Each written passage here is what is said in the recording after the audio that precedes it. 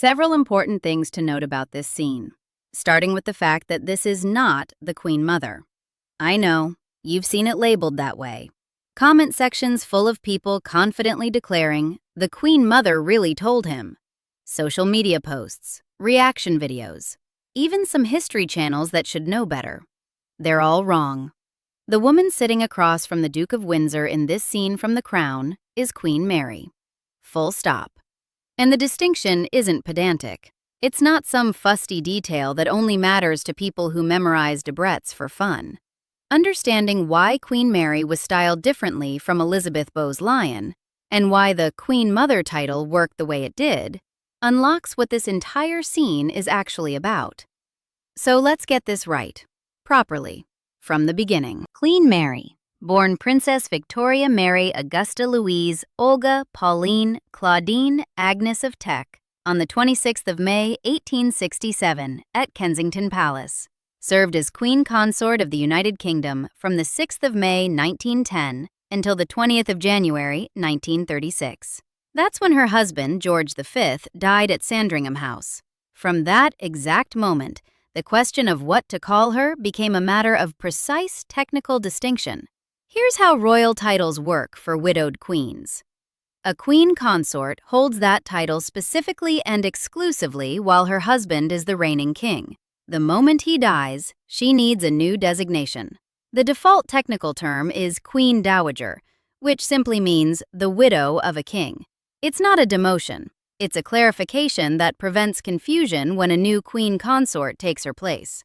But there's a special circumstance that creates the Queen Mother designation. When Elizabeth Bowes-Lyon's husband, George VI, died on the 6th of February, 1952, she didn't simply become Queen Dowager. She became Queen Elizabeth, the Queen Mother. That precise formulation was her actual official title, because her daughter Elizabeth had just become Queen Regnant as Elizabeth II. The designation served two crucial functions simultaneously. It distinguished her from her daughter, both named Elizabeth, both queens in their respective ways, while honoring her former status as Queen Consort. The mother in Queen Mother isn't decorative, it's definitional.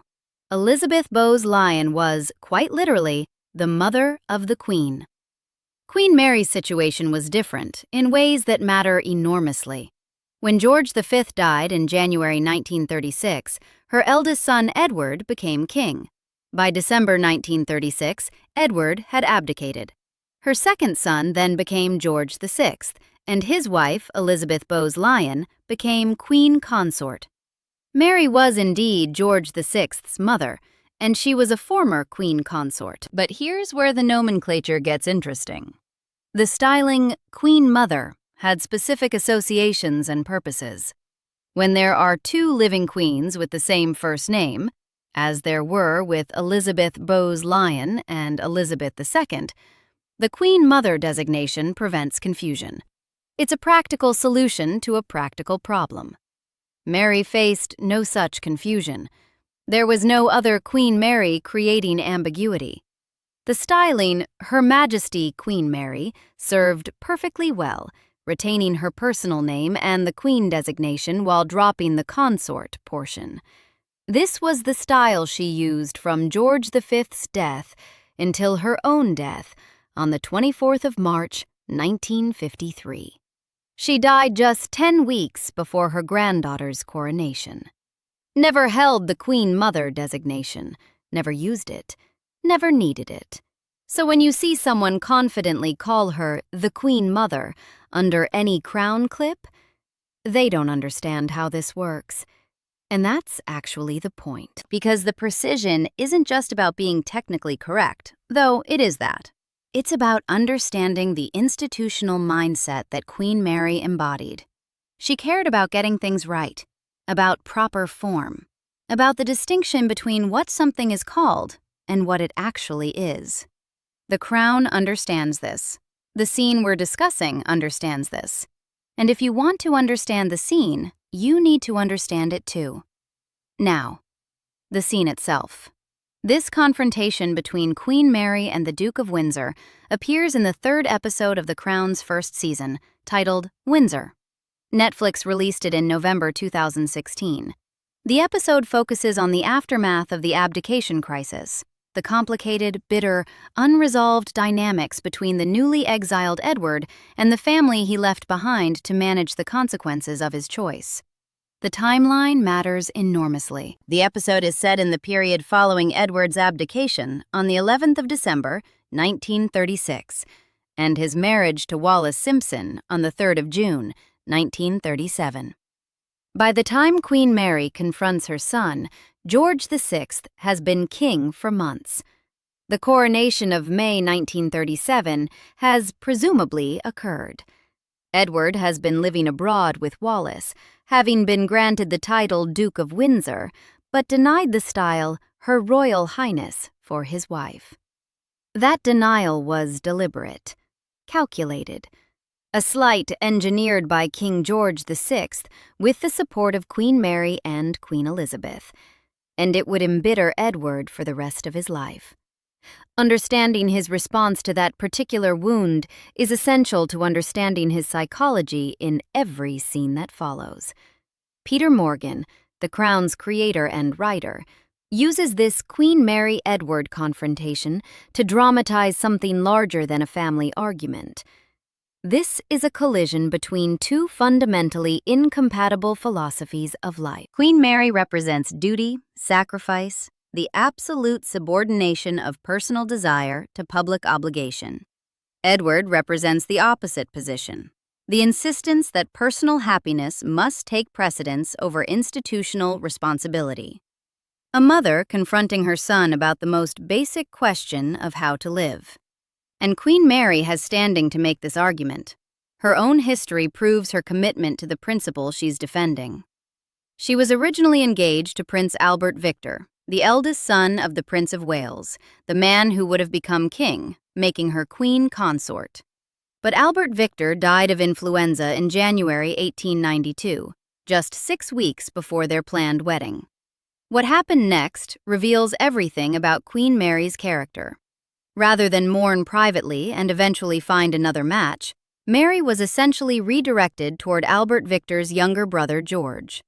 The family needed a suitable bride for the new heir. Mary was suitable.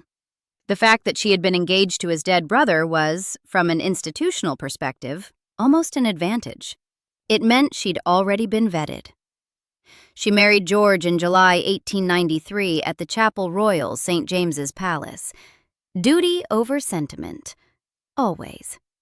She watched her eldest son refuse to make an equivalent sacrifice, refuse to subordinate his personal desires to public necessity, and she never forgave him for it. Which brings us to who Queen Mary actually was, because Dame Eileen Atkins didn't just play an old queen in this scene. She played Queen Mary specifically, with all the biographical particulars that made Mary who she was. Mary of Teck was not English by ancestry, not even close. She was born at Kensington Palace, raised in Britain, but her father was Francis, Duke of Teck. And the Teck family was thoroughly, definitionally German. Francis's father was Duke Alexander of Württemberg, a German duke whose lineage traced back through centuries of German nobility. The Teck family was a morganatic branch of the House of Württemberg. That word, morganatic, matters here. It means that Duke Alexander had married a woman of lower rank, Countess Claudine Rede von Kies-Rede, which affected his descendants' succession rights in Germany. They couldn't inherit the Württemberg throne, but they were still German, culturally, linguistically, fundamentally German. Francis, Duke of Teck, was born in Germany, raised speaking German as his first language, retained German habits, German mannerisms, and a German accent throughout his life, even after he settled in England following his marriage to Mary's mother, Princess Mary Adelaide of Cambridge. Mary Adelaide was herself a granddaughter of King George III, which gave her daughter British royal status. But the household young Princess May, as Queen Mary was called in childhood, grew up in, was thoroughly German in many of its customs. German was spoken, German was read. German traditions were observed. This was entirely normal for European royalty of that period. The various royal houses were so intermarried that national distinctions among the aristocracy were somewhat fluid. Queen Victoria's husband Albert was German. Her mother was German. Half the crowned heads of Europe were cousins. German was practically a second language in every palace from London to St. Petersburg.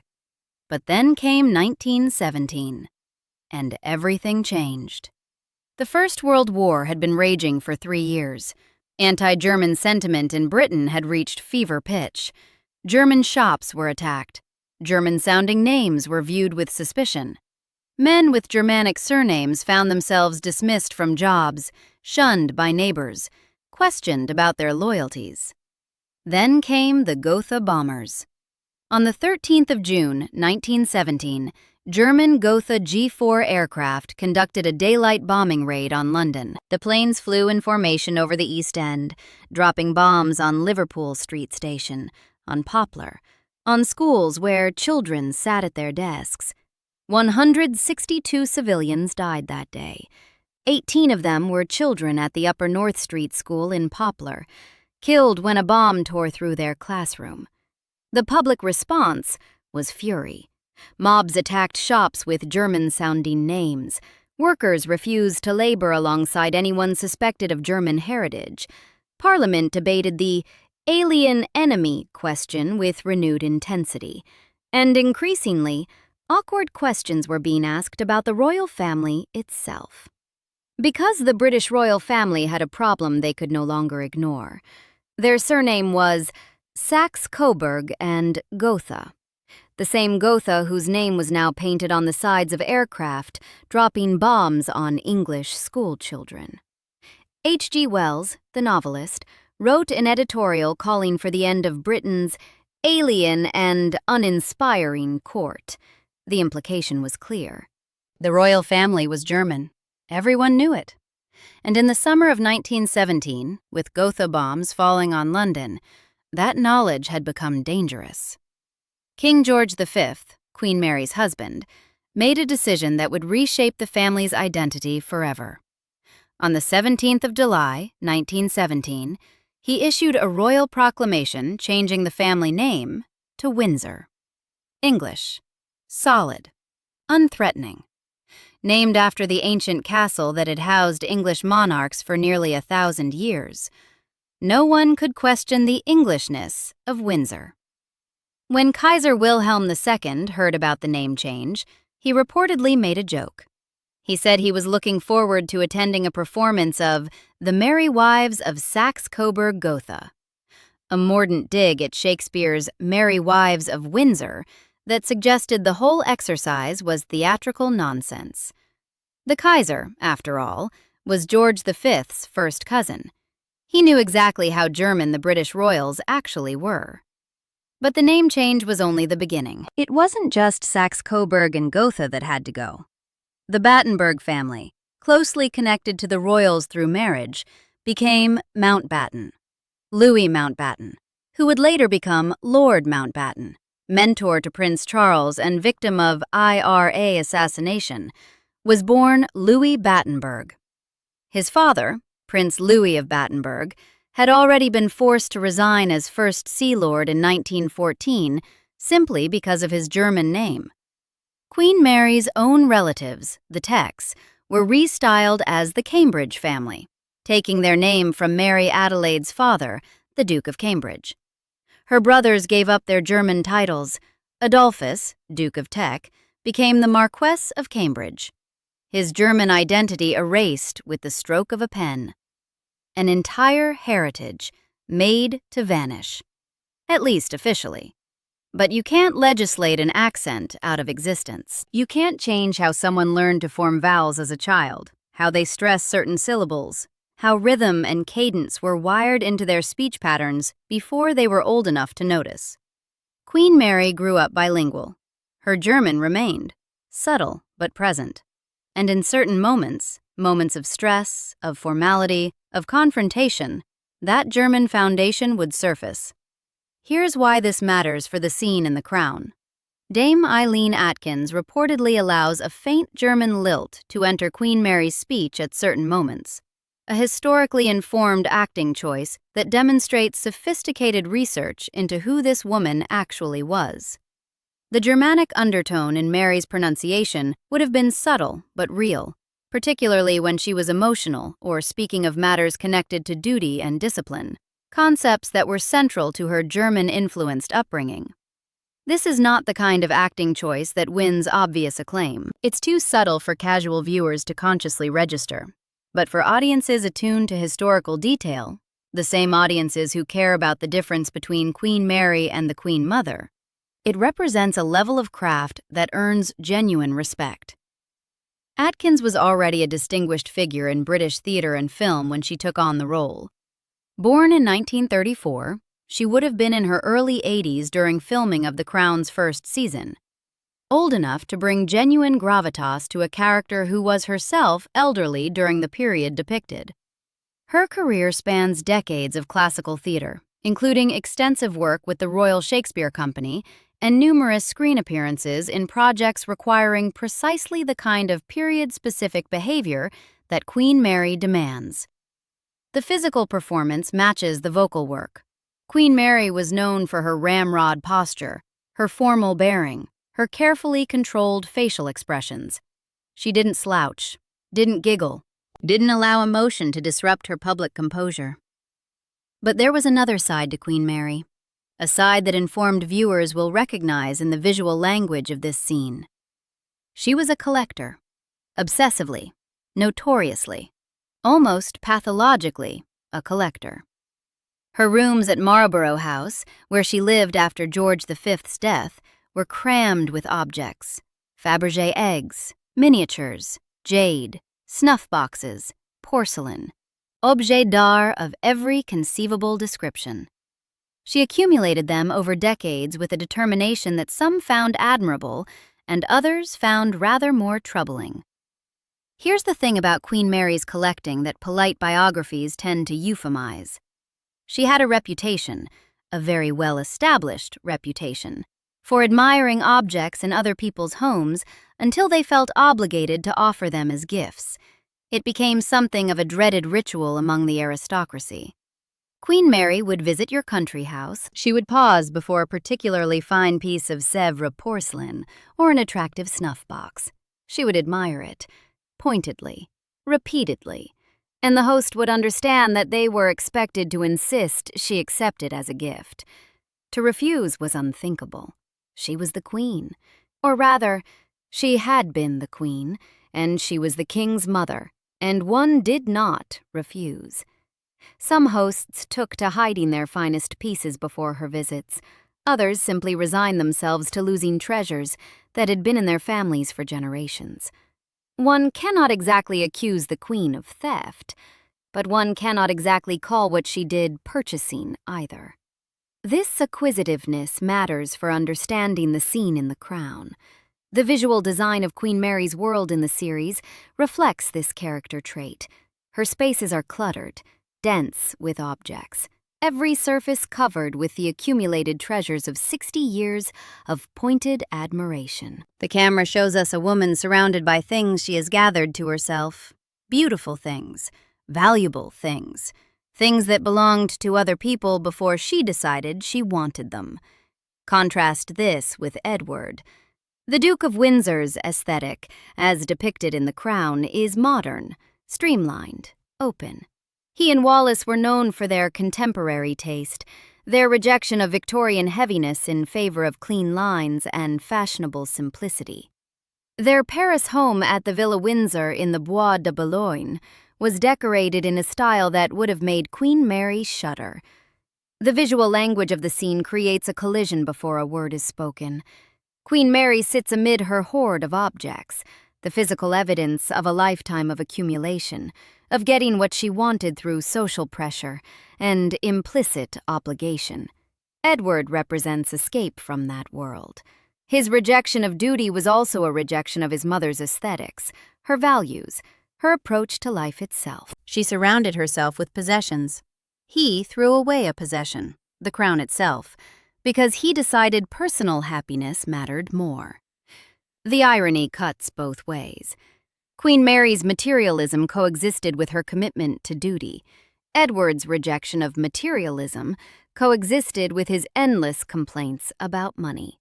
Neither was entirely consistent.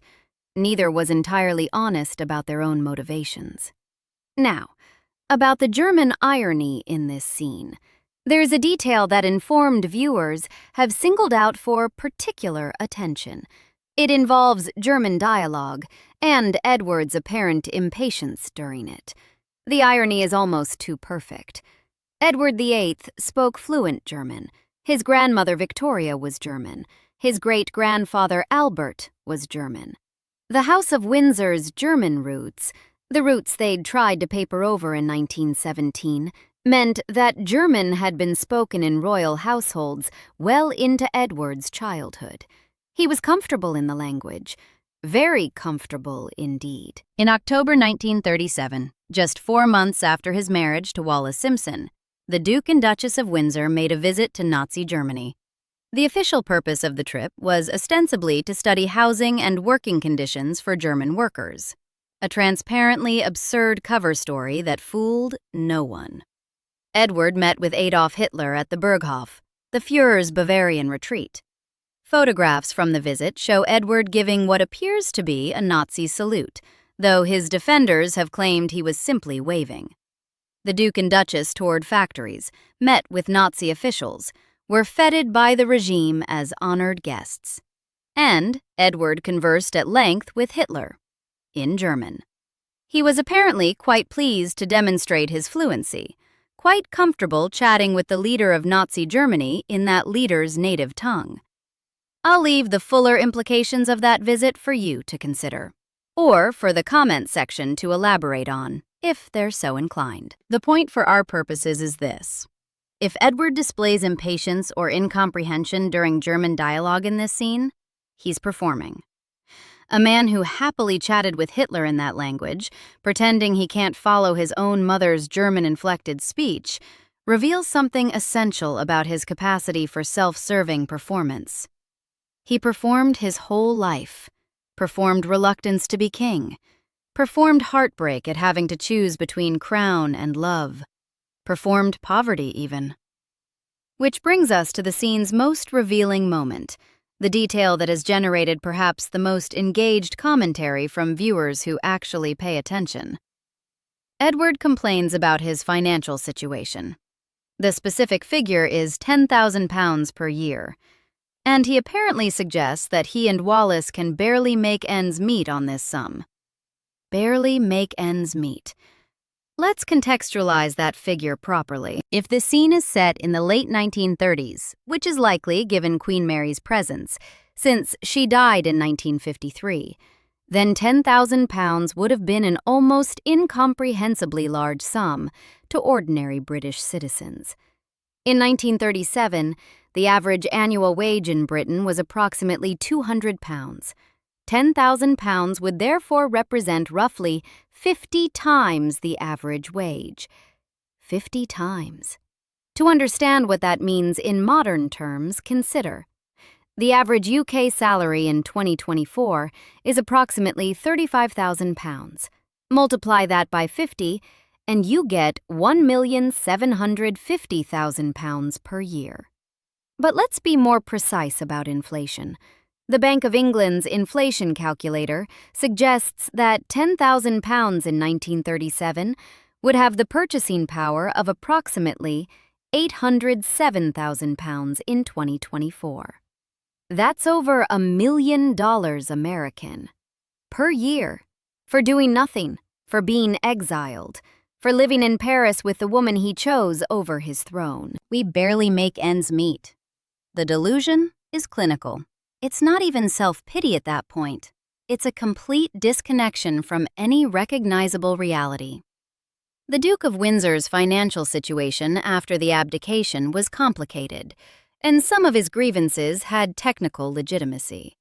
When he abdicated, he negotiated a settlement with his brother George VI. Edward had inherited significant assets from their father George V, including valuable properties. George VI essentially purchased Sandringham and Balmoral from Edward as part of the post-abdication settlement. Substantial sums changed hands.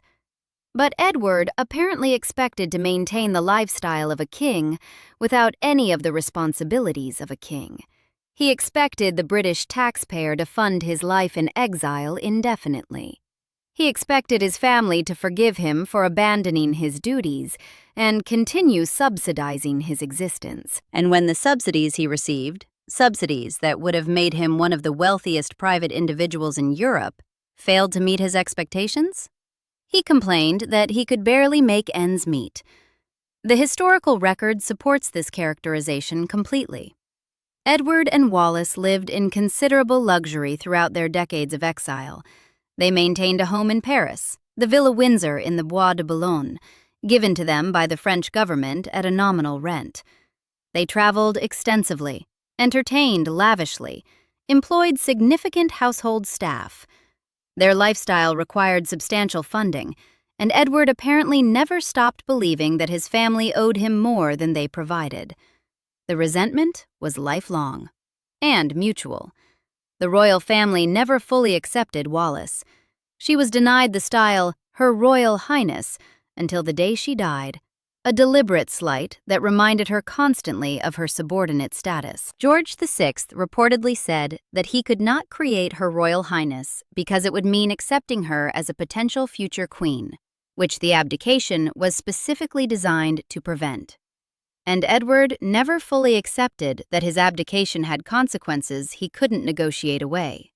He genuinely seemed to believe that he should be able to renounce the crown's duties while retaining the crown's privileges, that his choice to prioritize personal happiness should be honored and funded by the same institution he'd abandoned.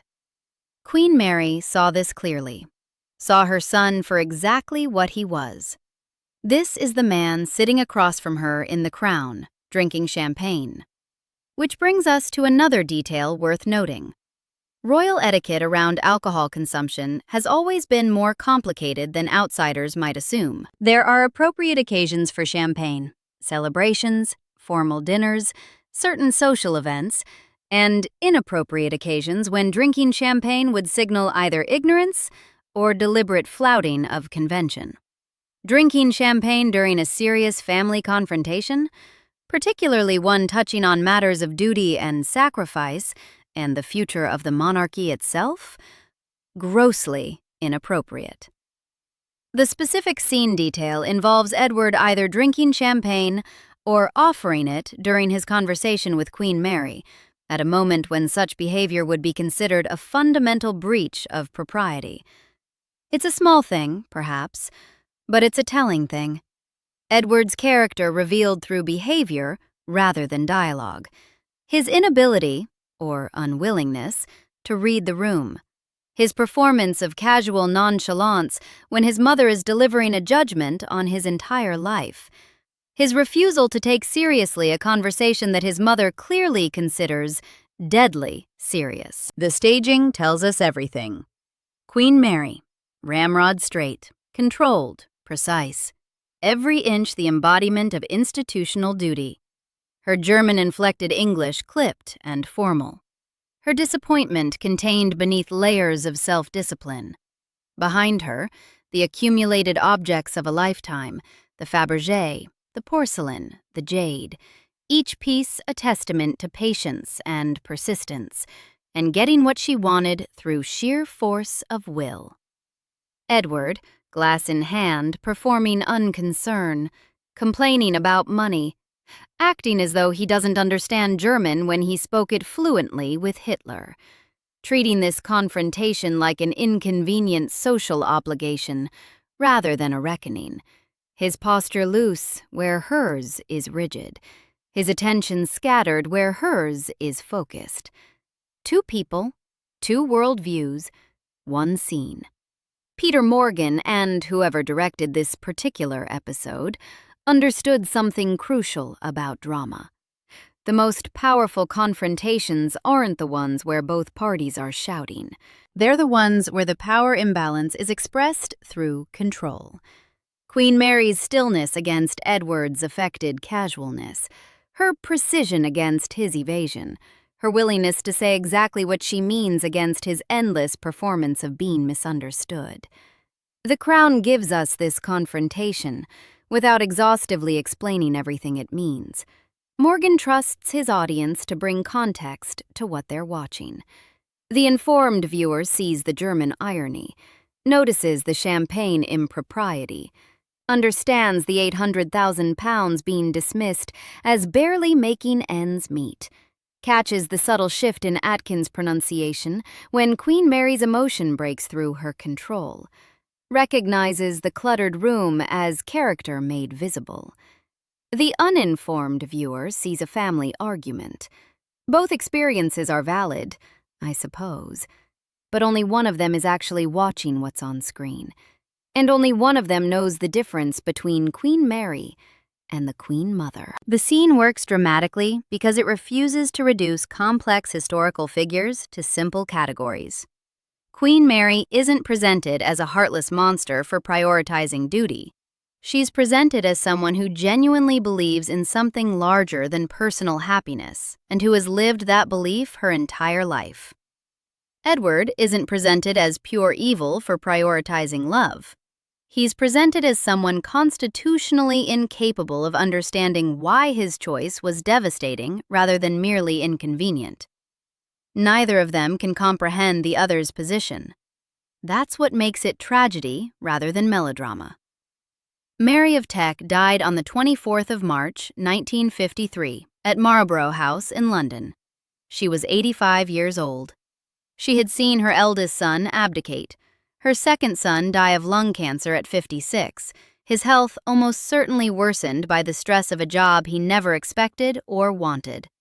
Her granddaughter prepared to assume a throne that should never have been hers so young. She refused to see Wallace Simpson until the end, not out of pettiness, or not only out of pettiness, but because acceptance would have meant conceding that Edward's choice had been defensible. For Queen Mary, who had redirected her entire romantic life to serve dynastic necessity after Albert Victor died, who had subordinated every personal preference to institutional duty for 6 decades, acceptance was impossible. Edward's choice wasn't just personally disappointing to her. It was philosophically incomprehensible. It violated everything she believed about how a person of their station should live. She died believing she was right. Whether you find that admirable or tragic probably says more about you than about her. But you cannot understand the scene in The Crown without understanding that belief. You cannot grasp why Queen Mary speaks to her son the way she does without recognizing that for her, duty wasn't a burden to be escaped. It was the entire point. The thing that made life meaningful. The principle that justified privilege. Edward rejected that principle, and in rejecting it, he rejected everything his mother had built her life around. No wonder she never forgave him. The Crown captures this unforgiveness without editorializing about it. The scene lets you see both positions and make your own judgment. That's sophisticated dramatic writing, trusting the audience to engage with moral complexity rather than spoon-feeding them a verdict. But sophisticated dramatic writing requires a sophisticated audience, an audience that knows the difference between Queen Mary and the Queen Mother, an audience that catches the German irony, an audience that understands why £10,000 in 1937 wasn't poverty, an audience that notices the clutter of objects surrounding a woman who spent decades acquiring them through the polite coercion of royal admiration. That audience is watching, and now you're part of it. So the next time you see a comment section full of people confidently explaining what the Queen Mother told Edward in this scene, you'll know something they don't. You'll understand why they're wrong. You'll have the historical context they're missing. The woman in that scene is Queen Mary. She was never called the Queen Mother. She was never entitled to be called the Queen Mother. She was Her Majesty Queen Mary from her husband's death in 1936 until her own death in 1953. Get the nomenclature right, and the scene opens up. Get it wrong, and you're just another commenter who doesn't know what they're watching. Subscribe for more stories like this.